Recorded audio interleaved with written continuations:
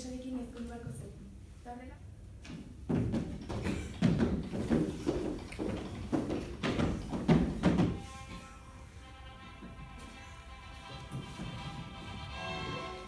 Emazte, esan.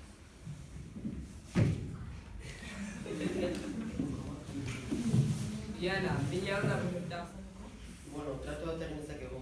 Nik utzitako diruaren bikoitza bertatu beharko jaso gero. Eta hori betetzen bauzu, tratu bat egin dezakegu. Baina hori gehiago izkoa, ha? Bueno, dema ez dago tratu dira. Bale, bikoitzako.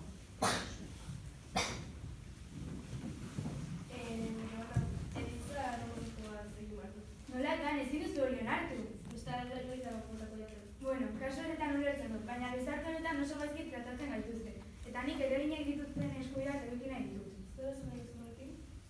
Hemendik alde egingo dut, honek ezin horrela jarraitu. Gazte, mila berronda da.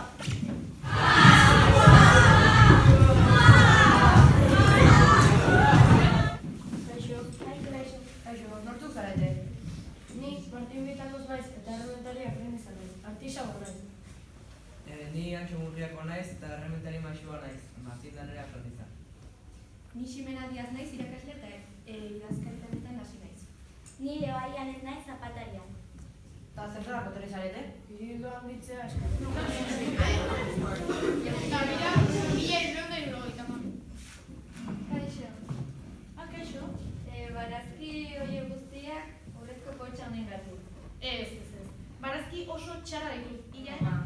Nire ustez soberena da presioa premizala ustea, eta badakit denak ez ari dela erabakiarekin ados egongo, baina izatxara dagoen bakoitzan hau gertatzen baldin bada, ere guztia aseretu eta kesatuko da.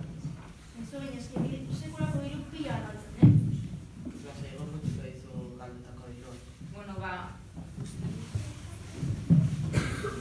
Segura, mila berrehun eta hogei.